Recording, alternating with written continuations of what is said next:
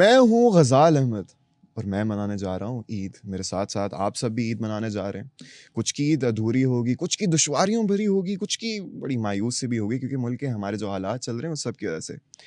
लेकिन हमारे हुक्मरान भी मुसलमान हैं। हमारे जितने भी इदारे पाकिस्तान, ये जो हमारा मुल्क है, इसको चलाते हैं, वो भी मोस्टली मुसलमानों के पास ही हैं।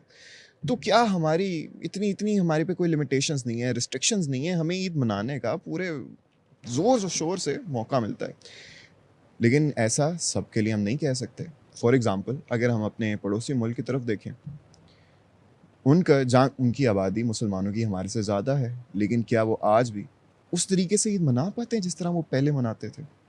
क्या वो हमारी तरह ईद खुल के मना सकते हैं? क्या वो ईद की नमाज़ भी खुल के पढ़ सकते हैं?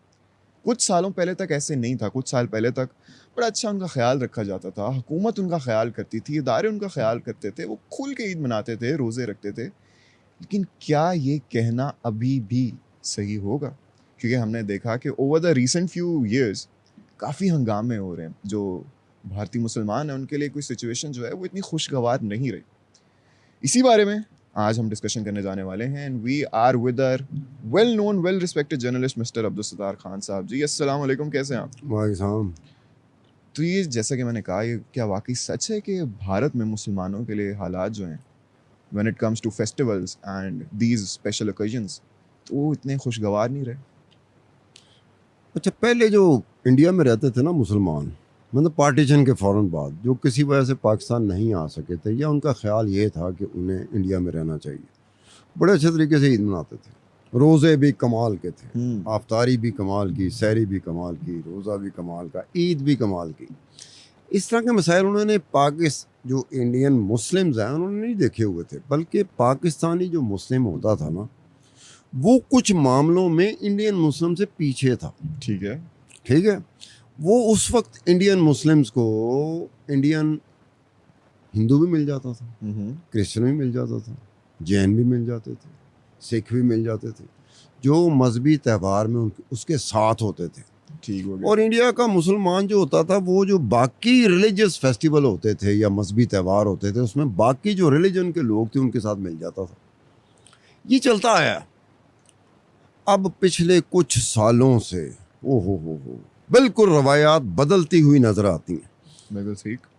एक कल्चरल ट्रांसफॉर्मेशन नहीं होती कि ये मुल्क वही था जहाँ पर एक मुसलमान भी ईद मना रहा होता था, जहाँ पे एक हिंदू भी होली मना रहा होता था, सबको जहाँ पर एक क्रिश्चियन क्रिसमस मना रहा होता था, ईस्टर मना रहा होता था, सिख अपना मजहबी त्यौहार मना रहा होता था, बड़ा खुल के मना रहा होता था।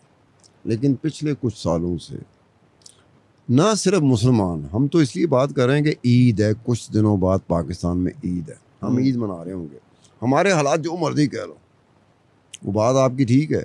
ऊपर देखो मुसलमान बैठा है, नीचे देखो मुसलमान बैठा है, दरमियान में जो पिस रहा है वो भी मुसलमान है। इंडिया में ये नहीं है। अब वो मुसलमान जो इंडिया में रहने का आदी हो गया था, उसने बड़े अच्छे हालात देखे थे।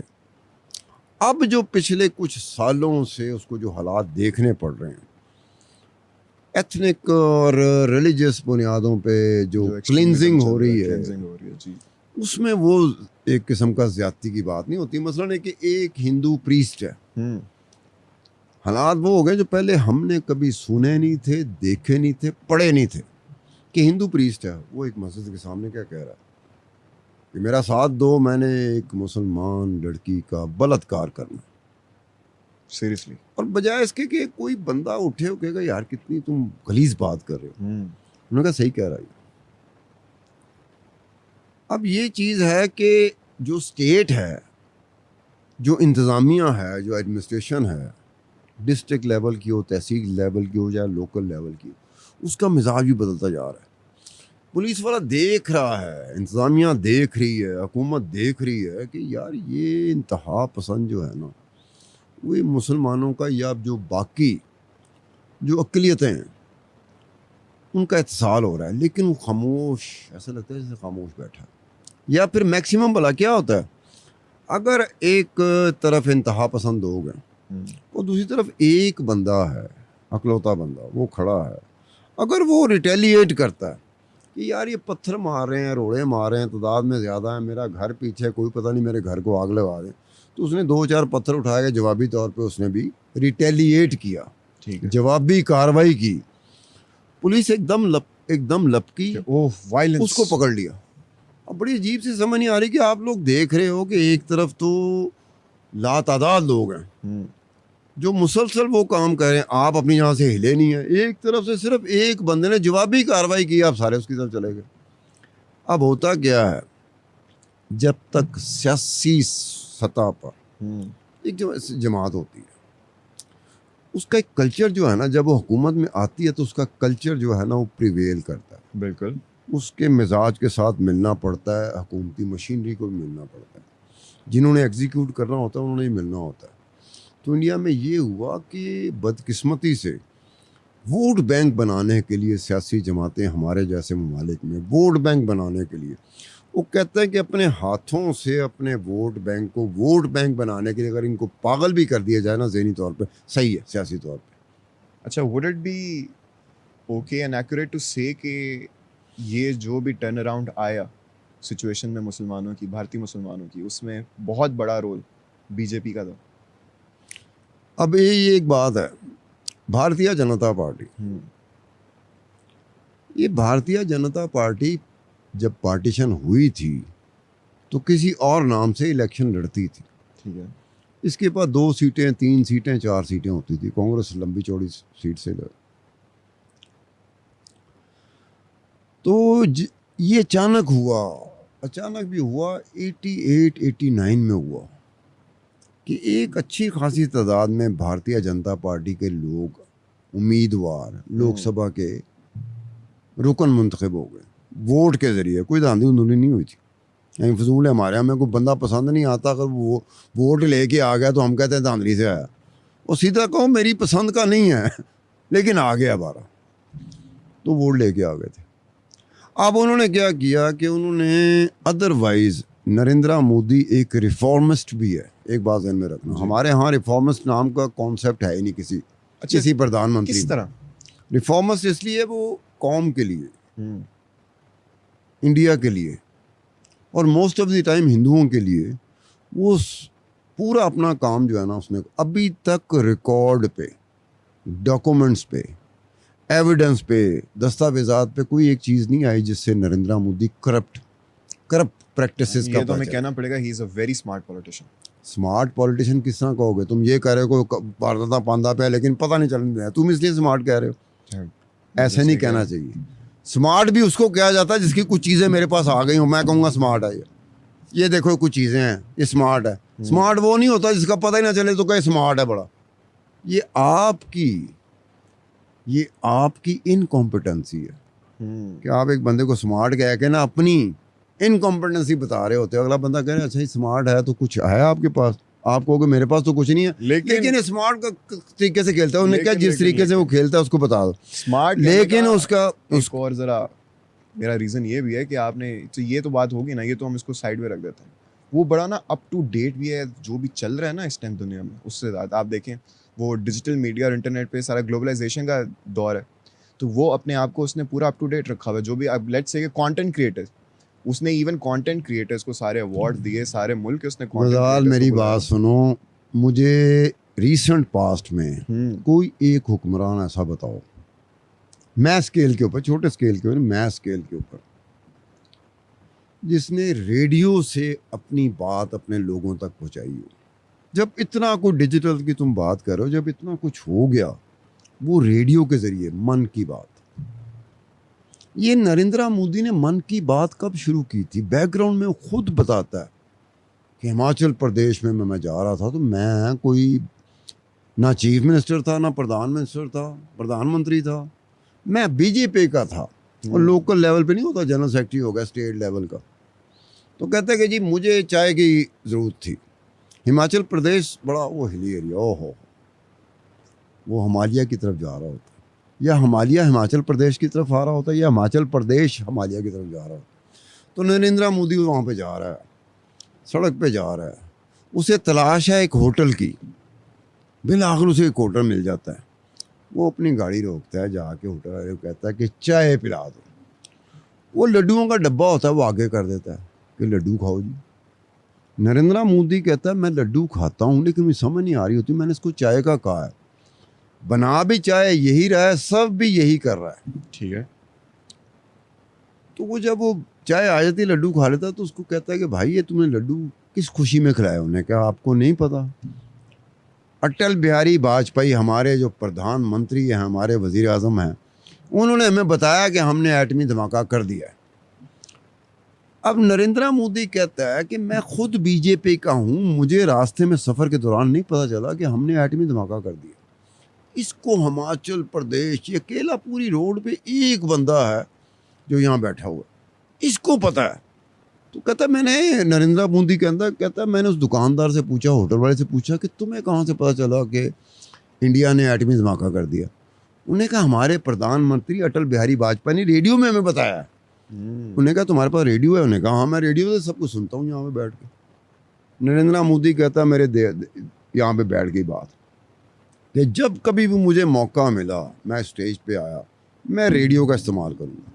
और जब वो प्रधानमंत्री वज़ीर आज़म बना, मन की बात सबसे जो पसंद की जाने वाली चीज़ जो है ना रेडियो पे, ग्रेजुअली उसने पॉपुलर की, ग्रेजुअली ऊपर गई।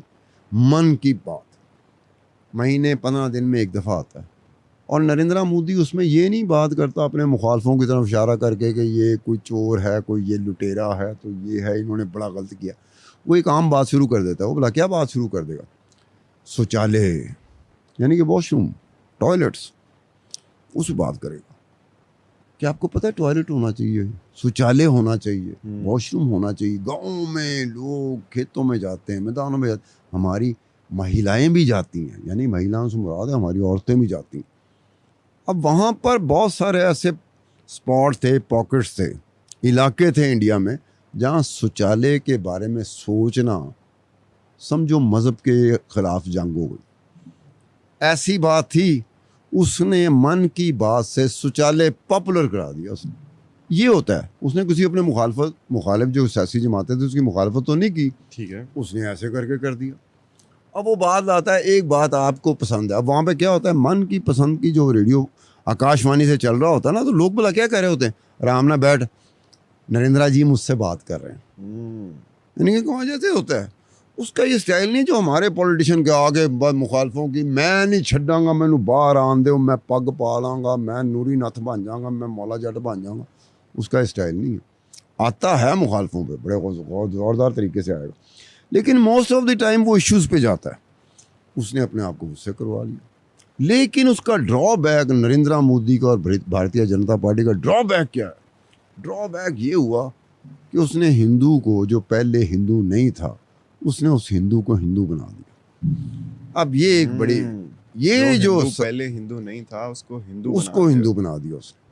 अब ये एक ऐसी बात थी कि जब वो हिंदू जो पहले हिंदू नहीं था अब हिंदू बन गया, तो फिर वो मुसलमान को किस आंख से देखेगा, क्रिश्चियन को किस आंख से देखेगा, जैन को किस आंख से देखेगा, सिखों को किस आंख से देखेगा, अक़लियतों को किस आंख से देखेगा। वो कहते हैं अगर इन्होंने यहाँ रहना है तो जैसे हम कहते हैं वैसे रहें। ये एक ड्रॉबैक है जो नरेंद्र मोदी का भी ड्रॉबैक है, जो भारतीय जनता पार्टी का भी ड्रॉबैक है, जिसकी वजह से आज भारत में रहने वाला जो इंडिया का जो भारतीय मुसलमान है, जो पहले कभी महसूस नहीं करता था, बिल्कुल मस्जिद में जाना हो खुल आके जाता था, भाई टोपी पाई होती, रास्ते में 4 हिंदू मिलते थे जो उससे सलाम दुआ देते थे, प्रॉपर रिस्पेक्ट देते थे। वो कहते हैं यार ये जा रहा है, कोई मंदिर जा रहा है, तो मुसलमान उसको देता था।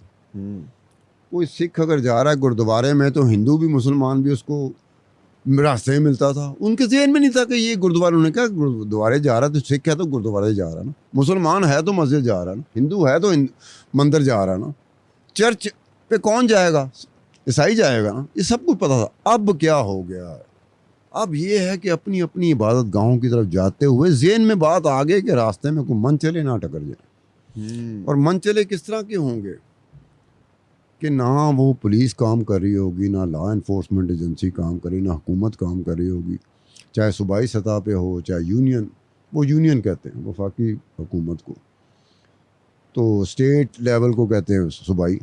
अब ये करके वहाँ का मुसलमान जो है ना, इस दफ़ा जो ईद मना रहा है ना, वो जिस परेशानी में मना रहा है ईद, जिस खौफ में मना रहा है Eid, it is very very, मतलब जैसे कहते हैं ना कि आपके सामने नज़र आ रहा है, आप कुछ कर नहीं सकते, क्योंकि भारतीय जनता पार्टी और नरेंद्र मोदी ने उस हिंदू को हिंदू बना दिया जो पहले नहीं था। अब उसका ये है वोट बैंक।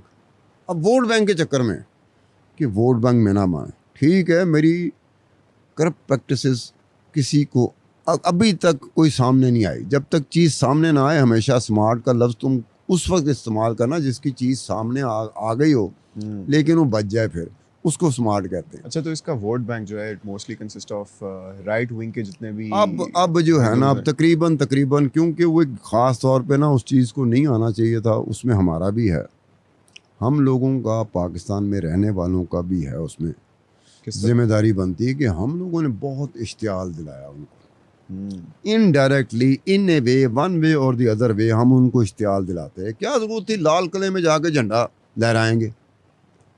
मैं 65 से सुन रहा हूँ ये बात। पाकिस्तान के हालात ठीक नहीं हो रहे, लाल किले जाके हमने झंडा लहराना है। अजीब आदमी, दिल्ली जाएंगे झंडा लहरा देंगे, यार कमाल कर दे तुम लोग। तुम लोगों का मुल्क बन गया, एक मुसलमानों का मुल्क बन गया, हम उस मुल्क में रह रहे हैं, इस मुल्क का तो ठीक कर लो।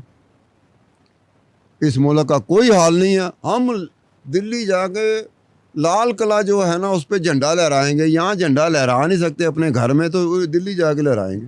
अच्छा स्टार साहब, जब तक हमारा भी यही होगा कि हम भी रेट्रिक पे चले गए। बढ़के नहीं होती हमारी, प्रैक्टिकल अमली तौर पे हम लोग जीरो हैं, हमारी बस बढ़के मारना। हम 24 घंटे हर एक को देखो बढ़ मारना, नहीं छड़ांगे, फलाना नहीं करा। ये इसी का रिएक्शन था जिसको एक्सप्लॉइट किसने किया? बीजेपी ने किया। उन्होंने कहा देखो साथ वाला हम साया मुल्क नहीं है, कब से वो बढ़ के मार रहा है, धमकियां दे रहा है, इतना सा मुल्क है, और उसी को इस्तेमाल करके अपनी उसी को उन्होंने इस्तेमाल किया। हिंदू ने बहरहाल रिएक्शनरी बनना ही बनना था। हिंदू रिएक्शनरी उस वक्त बना। उससे पहले जो कहते हैं ना कि बगल में छुरी थी मुंह में राम राम था, ये भी हमने एक कहावत बना ली।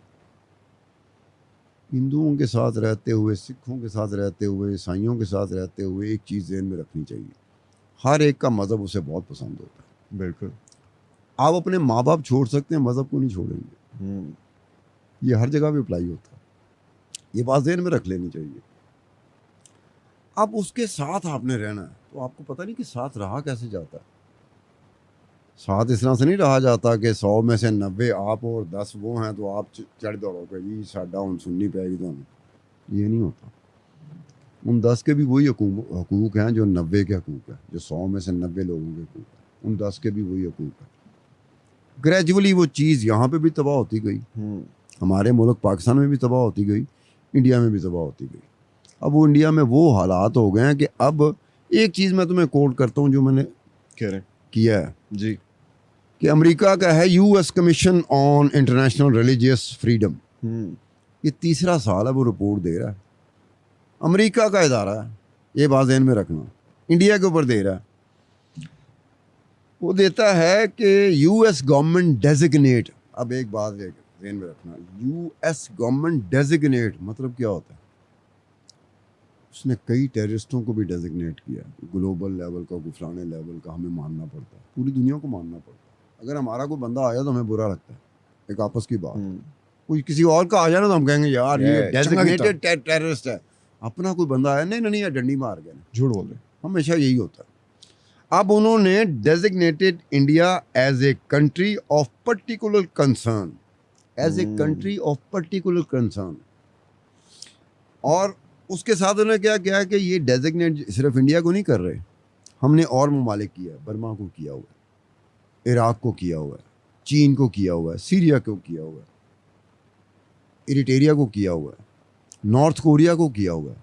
कई ममालिक हैं जिनको उन्होंने डेजिग्नेट किया हुआ है। A country of particular concern, designated. उसके साथ उन्होंने क्या किया? सैंक्शन टारगेट होते हैं। अमेरिका ने कहा सैंक्शन टारगेट लगा दो उन इंडिविजुअल्स पर, उन एंटिटीज पर जिनके वसाइल उस चीज़ों में इस्तेमाल होते रहे हों जिसमें होता है कि वो रिलीजियस फ्रीडम के खिलाफ काम करते हैं। रिलीजियस फ्रीडम क्या होता है? कि रिलीजियस फ्रीडम होता है कि मेरा जुम्मा आ गया, मैंने जुम्मे की नमाज अदा करनी, लेकिन आप करने ना दो। अब मेरे रास्ते में रुकावटें खड़ी की जा रही हैं। मैं ईसाई हूँ, संडे वाले दिन मैं चर्च जाना चाहता हूँ, मेरे रास्ते में रुकावटें खड़ी की जा रही हैं। मैं हिंदू हूँ, मैं मंदिर जाना चाहता हूँ, मेरे रास्ते में रुकावटें खड़ी की जा रही। रिलीजियस फ्रीडम नहीं मुझे दी जा रही कि रिचुअल्स मैंने अदा करने हैं, मैंने नमाज पढ़नी है, मैंने पूजा पाठ करनी है, मैंने घंटियाँ मारनी है, मैंने घंटा बजाना है, मुझे अदा करने नहीं दिया जा रहा। तो उन्होंने कहा, अमेरिका ने कहा कि हम सैंक्शन टारगेट ये होता है कि जब IMF आपको लोन नहीं देती तो कहती है कि जनाब आपने हमसे लोन लिया है, उधार लिया है, तो इन चीज़ों के आप पाबंद होंगे। हाँ, ये चीज़ों का आपको ख्याल रखना पड़ेगा, ये नहीं तो कुछ नहीं। हम IMF से कर्जा ले रहे हैं, हम ले रहे हैं, IMF हमसे कर्जा नहीं ले रहे। हम बाद में IMF के बारे में बात कर रहे होते हैं, यार ये देखो ना, इन्होंने ये गैस महंगी कर दी IMF के कहने पे, बिजली महंगी कर दी IMF के कहने पे। यार बंदा कोई इनसे पूछे कि भाई आप देख लो, अब्दुल सत्तार खान गजाल से उधार लेता है, गजाल साहब ईद आ रही है, मुझे कोई थोड़े पैसे उधार दे। गजाल साहब आप मुझसे पूछेंगे कि सत्तार खान साहब वापस कब करोगे, और कैसे इतना करोगे, दे भी सकते हो। आप मेरे पे हो भैया, मैं आपसे कर्जा ले रहा हूँ यार, आप ये भी नहीं कह सकते कि मुझे देगा कब तू। ईद के 1 महीने बाद देगा, 10 दिन बाद देगा, 2 महीने बाद देगा, 3 महीने देगा, एक ही किस्त में देगा या मुख्तलिफ किस्तें कराएगा, यकमुश्त करेगा या किस्तें कराएगा।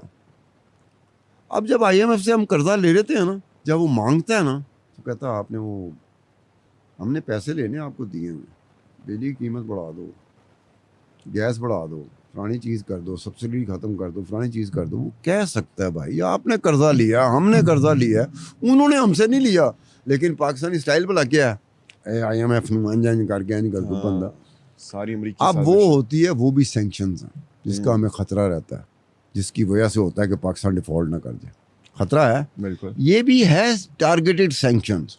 उन्होंने कहा ये इंडिविजुअल है, ये एंटिटीज़ हैं, लेकिन अगर इनके वसाइल रिलीजियस फ्रीडम के रास्ते में रुकावट बनते रहे तो हमें एक ना एक दिन स्पेशल सैंक्शन जो हैं, टारगेटेड सैंक्शन, वो हमें लगानी पड़ेंगी।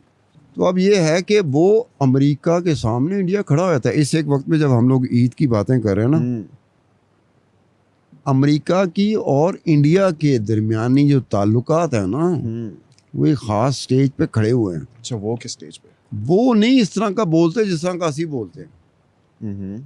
यूं ही इंडिया की तरफ से ना, अमरीकी हुकूमत की तरफ से या अमरीकी इंतज़ामी की तरफ से कोई बात आती है ना, उसका जवाब प्रॉपर देते हैं।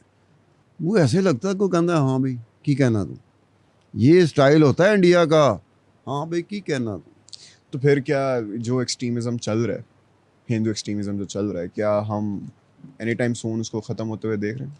बड़ा मुश्किल होगा टिल द टाइम के जो सियासी Leadership जो बदले। ताकत है ना उनकी, BJP की, भारतीय जनता पार्टी की, अगर वो सियासी ताकत में फ़र्क आ जाता है लेकिन उल्टा तो होगा। फिर फ़र्क होगा। लेकिन हमने देख रहे हैं अगर कि वो BJP का वोट अगर बैंक बढ़ता जा रहा है। हाँ, अगर वो चलता रहे ना, वो टेंडेंसी जो होती है ना, एक होता है कि मैंने सोच लिया है कि यार ये तो अब पहले भला क्या था। अब बात सुनो, पाकिस्तान है, पाकिस्तान का फौजी डिक्टेटर है जनरल ज़ियाउल हक, वो इंडिया चला जाता है। ये जो राहुल गांधी है ना, इनके वालिद साहब होते हैं राजीव गांधी, इंडिया के प्रधानमंत्री, ये चले जाते हैं, ये जा रहे हैं क्रिकेट डिप्लोमेसी, ये जा रहे हैं, और वहाँ राजीव गांधी ने एयर स्पेस ने इजाज़त नहीं दी हुई, वहाँ वक्ता पाया जाता कि जी जनरल ज़ियाउल हक ने तो जहाज़ उनका टेक ऑफ कर गया, वो तो इंडिया की तरफ आ रहे हैं। वो एमरजेंसी उनकी मीटिंग होती है। अब क्या करें यार, एक सदर पाकिस्तान आ रहा है, कोई आम बंदा नहीं आ रहा, इजाज़त नहीं है, उनको इजाज़त देनी पड़ी, वहाँ लैंड किया, क्रिकेट डिप्लोमेसी ज़ियाउल हक की कामयाब पॉलिसीज़ में एक पॉलिसी है। वो हो गया जब वापसी पे ना एयरपोर्ट पे थे, राजीव गांधी था, पूरी कैबिनेट थी, खुदा हाफिज़ कह रही थी, सी ऑफ कर रही थी ज़ियाउल हक को। तो ज़ियाउल हक ने कान में एक बात की राजीव गांधी की, उन्होंने कहा देखो एटम बम चलाना होगा चला देना, हमारे पास भी है। एक चीज़ देखना, 52 मुसलमान ममालिक हैं, एक पाकिस्तान तबाह हो जाएगा कोई बात नहीं, हिंदुओं का कोई मुल्क नहीं है माँ सिवाय हिंदुस्तान के, इंडिया के। ये बात जो थी वो सुनी थी एक मोतमद ख़ास था राजीव गांधी का, सिर्फ उसको पता था कि ज़ियाउल हक ने राजीव गांधी के साथ क्या बात की है, बाकी जो कैबिनेट दूर खड़ी थी उनको पता ही नहीं था कि ज़ियाउल हक क्या गया, राजीव गांधी के कान में क्या कर। और राजीव गांधी के एक दफ़ा बाल खड़े थे जो सिरे से थे ही नहीं उनके। लेकिन वो जो नहीं भी थे वो बाहर खड़े हो गए, फिर बैठे, ये क्या कह रहा है। उसने सुन लिया था। उसने फिर 10, 12, 15 साल बाद अपनी किताब में ये वाक़या कोट किया था कि जब ज़ियाउल हक जा रहे थे, जब हम सी ऑफ कर रहे थे, तो प्रधानमंत्री राजीव गांधी के सामने आके कहता ये पूरी कैबिनेट जो लाइन थी उसको पता ही नहीं, मुस्कुराते हुए बात कर रहा था, वहाँ तक आवाज़ गई नहीं, कहना मैंने सुन ली थी। अब ये जब आप कहते हो कि जी हिंदुओं का एक ही मुल्क है, जब वो हिंदुओं का मुल्क बन रहा है तो परेशानी हो रही कि नहीं होती। Hindu first states, Hindu first state India, अब ये स्लोगन वहाँ पे जन्म ले रहा है। अगर ये तकवीत पा जाता है तो कर लें बात, वो बड़ी आपस की बात है, हम मजबूत नहीं हैं। हमारे अंदर ऐसा खिलवाड़ है कि छम्मे के बारे में मैंने प्लान किया हुआ है, मैंने छम्मे के बारे में किया हुआ, हम दोनों के बारे में तीसरे ने किया हुआ है, उस तीसरे के बारे में चौथे ने प्लान किया। हम तो इस देंगा मस्ती में हैं। हमारे सबके किबले काबे मस्जिदें बिल्कुल डिफरेंट है, नाम क्या मुसलमान है, काबा किबला हमारा सबका अलग है, बिल्कुल अपनी अपनी तरफ करके। एक जगह पे रहते हुए, एक मज़हब में रहते हुए हम बिल्कुल मुख्तलिफ सिमतों के तरफ रमा दवा हैं। अगर इंडिया हिंदू फर्स्ट स्टेट बन जाता है हमारे लिए मसला हो जाएगा, और इसमें किसी बैरूनी ताकत का कोई एक ज़र्रा भी नहीं होगा, ये हमारी वजह से होगा। मैं तेरी लत खिंच रहा हूँ, तू मेरी लत खिंच रहे हैं, असं दोनों मिल के छम्मे की लत खिंच रहे हैं, छम्मा शाके की लत खिंचता पे, हमें इस काम के अलावा आता ही कुछ नहीं। मैंने तुम्हारी ऐसी तैसी की हुई है, तुमने मेरी ऐसी तैसी की हुई। बंदा पूछे कि यार तुम लोग किस मुल्क में, एक ऐसा मुल्क कौन सा है जिसमें हर एक सामने खड़े हुए हैं, बस एक दूसरे की करी जा रहे। भाई मेरे यहाँ पर तो ये आवाज़ें भी निकली कि अगर इंडिया पाकिस्तान पे हमला करता है और पाकिस्तान पे कब्जा करता है तो हम वेलकम करेंगे, क्योंकि साढ़ा पसंदा लीडर जड़ा ना वज़ीर आज़म नहीं गा। वाह। अब जिस मुल्क में ये आवाज़ निकल रही हो कि हम इंडिया के हमले को, इंडिया जब आगे कब्जा करेगा तो हम उसे वेलकम करेंगे, क्योंकि हमारी पसंद का लीडर पाकिस्तान का वज़ीर आज़म नहीं है। हाँ, मेरे ख्याल से इससे ज़्यादा फिर अभी हमें कोई बात नहीं करनी चाहिए। तो ये इंडिया के लिए ना ख़त्म कर देना चाहिए। सतार साहब बहुत बहुत शुक्रिया आज की इस पॉडकास्ट का, आपने हमें वक्त दिया, और आप लोगों का भी बहुत बहुत शुक्रिया आज की पॉडकास्ट देखने का। जैसे कि सतार साहब ने भी कहा कि जो भारतीय मुसलमान हैं उनके हालात तभी बेहतर हो सकते हैं जब बीजेपी इक़्तिदार से निकले, जब बीजेपी का वोट बैंक कम हो, कोई और लीडरशिप में थोड़ी सी तब्दीली आए। आप लोगों को हमारी तरफ से, समा की तरफ से, पूरी पॉडकास्ट की टीम की तरफ से आने वाली ईद की बहुत बहुत मुबारकबाद। बस आपने करना ये है कि इस ईद आपने दुनिया भर के तमाम मुसलमानों को अपनी दुआ में रखना है, जो जो दुश्वारियों से गुजरे हैं, जो जो मुश्किलात में घिरे पड़े हैं, बस उनको नहीं आपने भूलना। एक बार फिर से हमारी तरफ से आपको ढेर सारी ईद की मुबारकबाद, और अपना ख्याल रखिएगा। अल्लाह हाफ़िज़।